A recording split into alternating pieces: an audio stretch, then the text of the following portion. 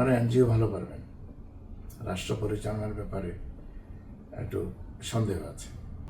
বাংলাদেশে এই যে তরুণ যুবকদের যে আন্দোলন শেষে এখন তত্ত্বাবধায়ক সরকারের দরকার হয়েছে, তত্ত্বাবধায়ক সরকার গঠন হয়েছে। এই সরকারের যিনি প্রধান, তিনি সারা পৃথিবী জুড়ে পরিচিত, ডক্টর মোহাম্মদ ইউনূস, বাংলাদেশের একমাত্র নোবেল জয়ী।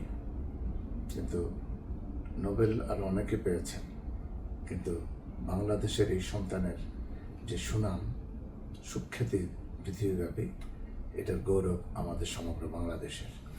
তাকে স্বাগত জানাচ্ছি। তার সাথে যে উপদেষ্টা কমিটি, এই কমিটি গঠন নিয়ে আমার আগ্রহ আছে।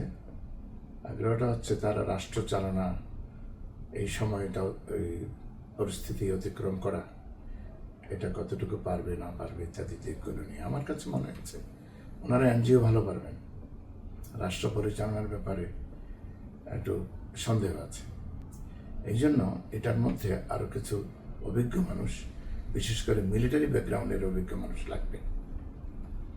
কারণ বাংলাদেশ এখন একটি যুদ্ধের মধ্যে আছে, এটা বাইরে থেকে দেখা যায় না, আমি জানি, আমি দেখছি। সে কারণটাই মিলিটারি ব্যাকগ্রাউন্ডের খুব দক্ষ এবং অভিজ্ঞ, বিচক্ষণ এমন কাউকে সঙ্গে নেওয়া ভালো হবে।